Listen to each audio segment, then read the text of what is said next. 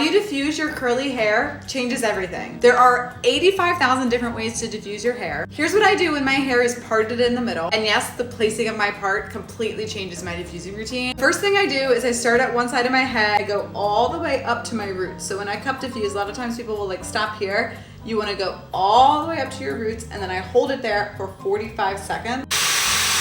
And then let it go down. And then I repeat 45 seconds in each section of my hair, and I usually go around 2, maybe 3 times.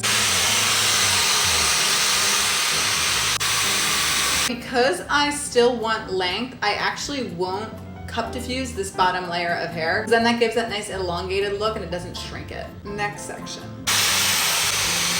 It must be noted that you will never get good diffusing results if you're not using an ample amount of a gel or a mousse. If you're just using a curl cream, you will get frizz when you diffuse. Moving on.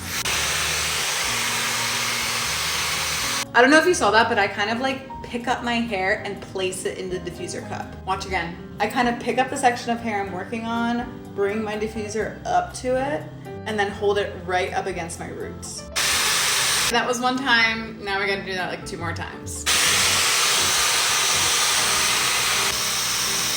Now I'll turn it to high heat. That was all on medium heat, by the way, and I will diffuse the length that I was not cup diffusing before.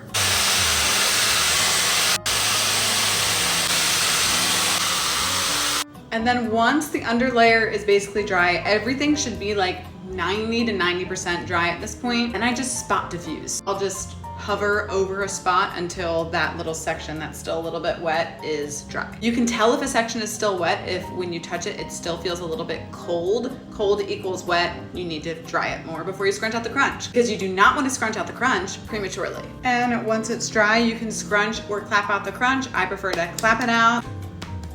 And this is the final result after scrunching out the crunch. Perfect.